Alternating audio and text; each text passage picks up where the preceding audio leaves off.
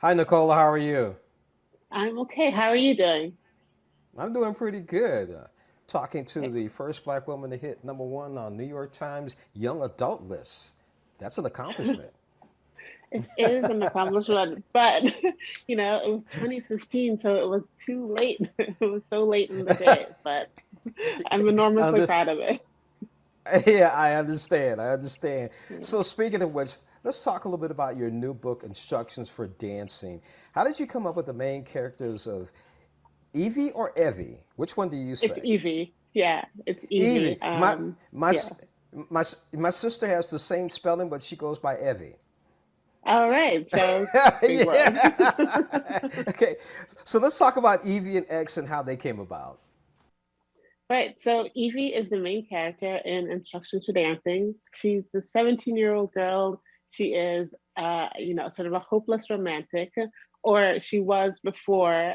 When we meet her, she's become quite cynical, and it's because her parents, who are her absolute favorite couple, have gotten divorced, and so now she doesn't really believe in love anymore. She's gathered all her romance books and she's taken them away. She's giving them away, and she meets this woman who at a little free library, and she gives her this mysterious power. And the power is whenever she sees a couple kiss, she sees the entire history of their relationship. So she sees the sort of happy beginning and the contented middle and then the end. And what she takes from having this power is all relationships end. Why bother to get into it? She doesn't want to believe in love. And then, of course, she meets this boy. His name is Xavier. He calls himself X. He's a rock star. He's beautiful. He believes in love and living in the moment. And they end up doing this ballroom dance competition together. And, she's starting to fall for him, but she's resisting. And she has to ask herself, is love worth the potential heartbreak that comes with it? And that is what the book's about.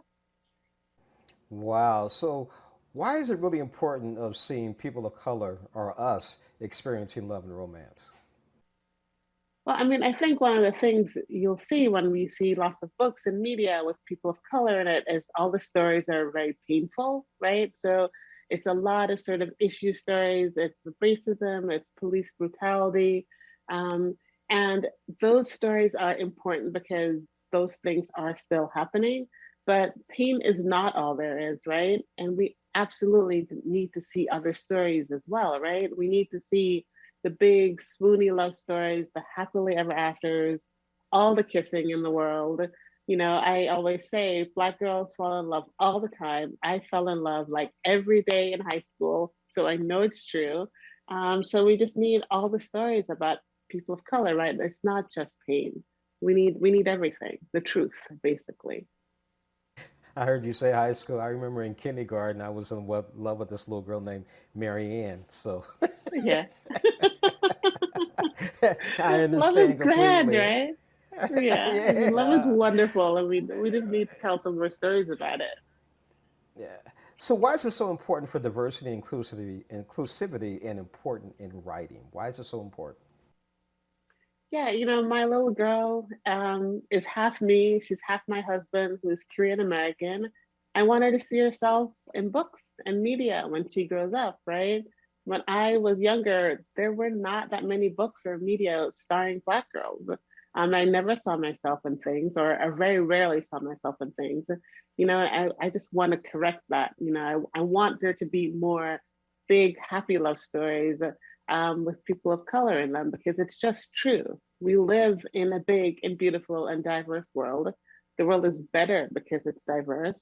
And I just want to tell more of those stories. Everyone deserves to see themselves as the hero of a story, I think. How's it working with your husband being a co-publisher on your books? So, my husband and I are co-publishers of Joy Revolution, which is an imprint at Random House children's books. We really, really like each other, my husband and I. We met in graduate school. We get along great. We have sort of the same outlook on the world. So it's really wonderful to work with him. We've wanted to make an imprint for children's books for a long time, and we both really believe that we need more diverse love stories. And so once we got the chance to start this imprint, we just sort of jumped on it.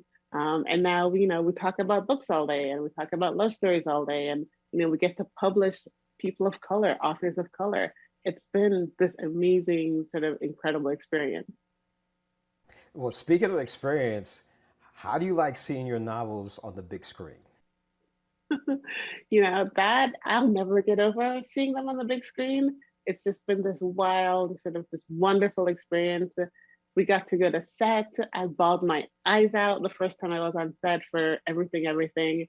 My little girl was there. She's like 5 at the time or 4, and she could not understand why I was crying. And, my husband explained, she's like, those are tears of joy, honey. It's amazing to be able to make art and put it out into the world. It was amazing to show my little girl that you could make art, write a book, make a movie, and try to change the world a little bit, right? So that's been the best part of the experience. That really sounds like it is the best part of your experience. Nicola Yoon, thank you so much for being on our Morning Blend and talking about instructions for dancing. And being a baby boomer, I would love to see you do a story on a baby boomer love affair. Maybe I will. It's a good idea. Nicola, thank you again. Thank you. Thanks for having me.